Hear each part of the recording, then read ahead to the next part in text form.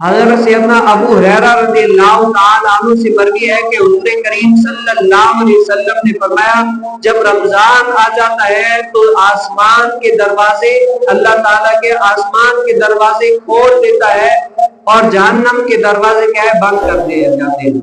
کیا ہے جب رمضان آتا ہے تو آسمان کے دروازے کھول دیے جاتے ہیں اور جنت کے دروازے کھول دیے جاتے ہیں اور جہنم کے دروازے کیا ہے بند کر دیے جاتے ہیں اور شیطان کو زنجیروں میں جکڑ دیا جاتا ہے.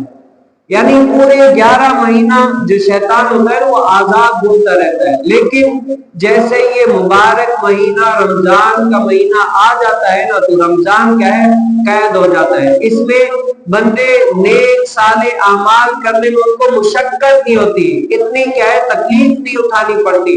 عام دنوں کے اندر اگر کوئی بندہ نیک اعمال کا سوچے نا تو شیطان لاکھ باتیں اس کے سامنے رکھ دے کہ یہ پریشانی ہے, یہ کام کرو گے, یہ تمہیں ابھی تک کرنا ہے, تو شیطان بھڑکاتا رہتا ہے انسان کو. لیکن یہ مبارک مہینہ ایسا ہے کہ اس مہینے میں شیطان کی چھٹی ہو جاتی ہے اور جو اللہ تعالیٰ کی عبادت گریہ زاری کرنا چاہتے ہیں, اللہ تعالیٰ کو راضی کرنا چاہتے ہیں نا, ان کو اس مہینے میں سمجھے یہ خوشخبری ہے کہ اس مہینے میں شیطان تمہارے قریب نہیں آئے گا.